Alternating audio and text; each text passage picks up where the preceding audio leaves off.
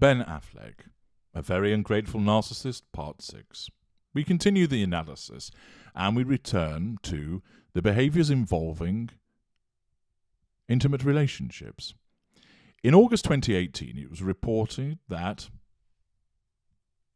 Affleck appeared to be showing the signs of a bachelor lifestyle.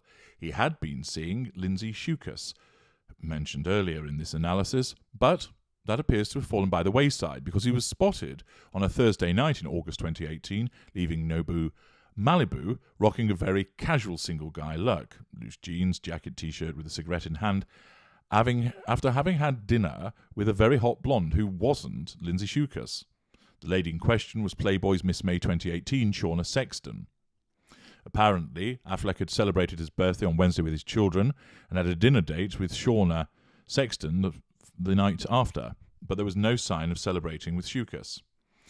It was reported that Affleck and Shukas hadn't been photographed together in nearly a month, and also there was a moving van in front of Affleck's home on August the 9th, and it wasn't known if somebody was moving in or moving out of his $19 million Pacific Palisades mansion. Further, in August 2018, it was reported that he had fallen off the wagon once again, and notwithstanding the fact that they were now divorced, Jennifer Garner staged an intervention to help him, and it was learned that he agreed wanting the help and to go to rehab. Garner continuing to demonstrate her empathic credentials by assisting him notwithstanding the fact that they are in a relationship. Apparently, Garner went to Affleck's Pacific Palisades home on Wednesday afternoon to sit down with her estranged husband, begging him to get help. The pair of them then drove off, and sources say that the destination was a rehab facility. Sources stated that he would enter a facility in Los Angeles County, and they stopped at a Jack-in-the-Box en route to the rehab place. Apparently, he'd fallen off the wagon some time ago and had gotten progressively worse. Sense of entitlement, absence of emotional empathy, absence of accountability. Apparently, the tipping point came 2 days prior to this report, of the 23rd of August 2018, when Garner saw a picture of Affleck grabbing a box from a delivery man, a box filled with beer and liquor.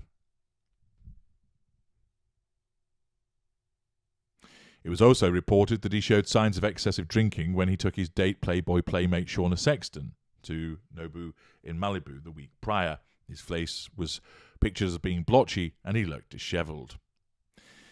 Again, this might be viewed as a pity play, hoovering of Garner by his behaviour involving her, and a sense of entitlement in continuing to involve his ex-wife in dealing with his ongoing difficulties with regard to drink.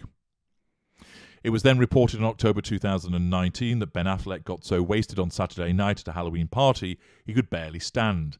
Sense of entitlement, absence of accountability for his behaviours.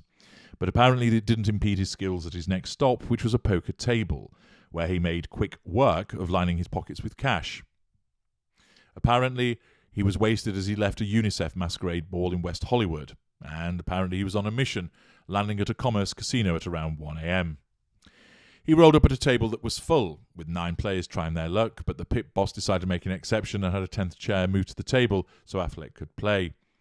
He apparently fell off his chair, he was so inebriated, and he got $20,000 in chips, and he was in and out in just 12 minutes, pocketing $1,500 in winnings. He stumbled out of a casino with a lady friend, and that was it. Again, demonstrates an absence of accountability. Then, by March 2020, he has moved on to a new relationship as he's been snapping beach shots of his hot new girlfriend, Ana de Armas, which appeared on Instagram. Relationship bulletin. Apparently, the couple were in Costa Rica for a romantic getaway after finishing filming on their upcoming movie. There were plenty of rumours at the time of them hooking up, but it appears that they were totally smitten. Affleck apparently couldn't take his eyes off his Deepwater co-star, transgression of boundary between professionalism, and during Tuesday's walk in the sand, not only because he was taking pics of her when he wasn't behind the lens, he apparently got close up and cosy, snuggling with her. By January 2021, that proverbial honeymoon phase was over for Affleck. Golden period ends, and devaluation followed, and he and De Armas had split up. The two actors apparently called it quits recently, with Ana apparently being the one to break it off with Affleck. She escapes. Apparently it was amicable and there were no hard feelings.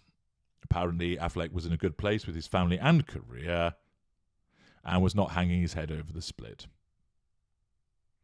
It was reported that Ana and Ben were getting along swimmingly for almost a year, being linked together in March of 2020, showing public displays of affection all over town in different settings. And apparently he even introduced her to his children, early introduction, boundary transgression, and she also appeared to have moved in with him also. We then move on to May 2021, and with the relationship having ended just a few months earlier, it appears that another relationship has moved on to. This pattern of many intimate relationships is something that is commensurate with certain narcissists, and of course the near seamless movement between the two is also representative of the need to have an intimate partner and move to an intimate partner primary source quickly. By May 2021, it was being reported that Affleck and Jennifer Lopez apparently didn't just rekindle their romance within the last 2 weeks, but it had been building since February 2021, when he had started flooding her with emails, love bombing, hoovering, sense of entitlement, absence of boundary recognition, while she was filming in the Dominican Republic. Apparently, Ben and J-Lo were in very regular contact by email starting in early February, when she flew to the Caribbean to begin filming Shotgun Wedding.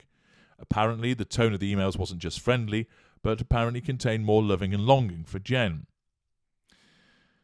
They were seen in the first weekend in May, just 2 weeks after Jen and A-Rod had called off their engagement. Therefore, it would appear that Affleck was interfering in another relationship where Lopez was involved with somebody else.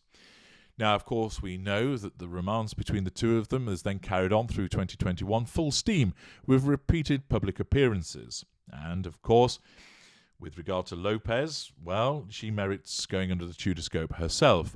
But for the moment, we put that to one side. It was reported apparently that they'd always maintained a friendship since splitting up in 2004.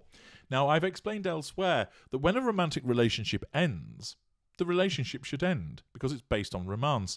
And where the individuals don't need to work together, don't have children together, there's no reason to remain involved.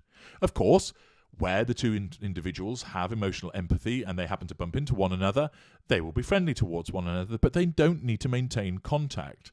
But where somebody does need to maintain contact, that suggests the assertion of control, the absence of boundary recognition.